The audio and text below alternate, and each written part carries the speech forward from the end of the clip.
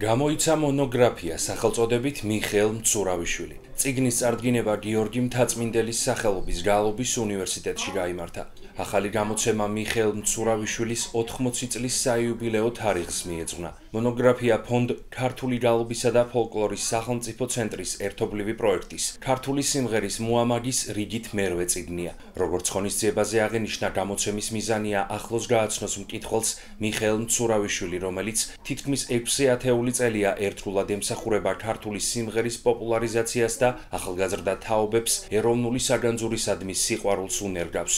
წიგნის ავტორია ეთნომუსიკოლოგი მაკა ხარძიანი. მან ღონისძიებაზე ახალი გამოცემის შესახებ ისაუბრა. დამსწრე საზოგადოების წინაშე სიტყვით წარდგა საქართველოს დამსახურებული არტისტი, მომღერალი და ლოტბარი მიხეილ მცურავიშვილი. ღონისძიებაზე სიტყვით გამოვიდა ფონდ ქართული გალობის დირექტორი ნინო რაზმაძე.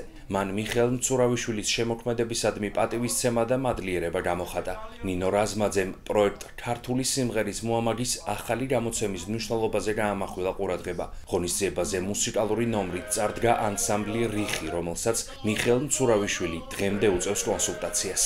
საქმე ჰქონდა ფონდ ქართული გალობის გამოცემათა სერიას, ქართული სიმღერის მოამაგენი, შეემატა კიდევ ერთი ძალიან მნიშვნელოვანი წიგნი, უკვე მერვე ტომი, ბატონ მიხეილ მცურავიშვილზე.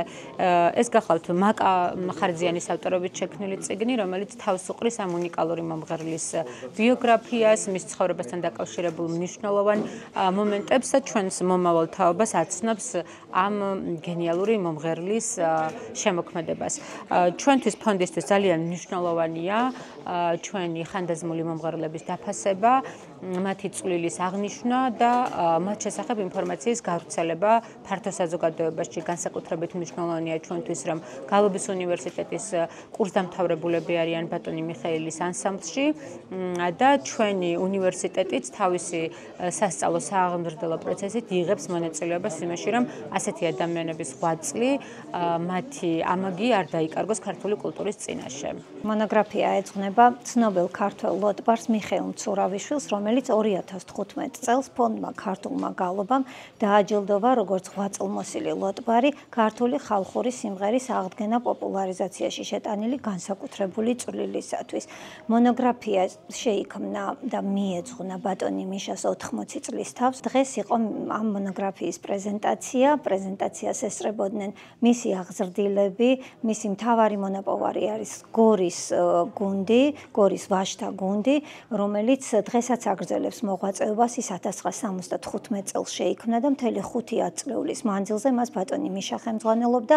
ახლა ის ამ გუნდის კონსულტანტია და მისი აღზრდილები ქმნიან საკუთარ ანსამბლებს და აგრძელებენ ბატონი მიშას ტრადიციებს. მე ძალიან დიდი გზა გავიარე დაწყებული გორდელადან დამთავრებული ალექსანდროვის ანსამბლამდე. ერთი აქსიომა დაჯდა ამ ბოლო დროს კი არა, საერთოდ უკვე დიდი ხანია დაწყებული სანდრო კავსაძიდან და სიმონ გოგლიჩიძიდან და არტემ ერქომაიშვილიდან დაკანონდა, რომ ყველა დიდი ლოტბარი უნდა იყოს დიდი მომღერალი, დამთავრებული აქ არაფერი. ლოტბარი, რომელიც ვერ მღერის და აი ამას ვებრძვი მე. თუ არა ხარ შენ თვითონ კაი მომღერალი, როგორ ნასწავლო სხვა სიმღერა. დაჩენილი სიცოცხლე მე მაგათ ქართულ სიმღერას მინდა შევალიო.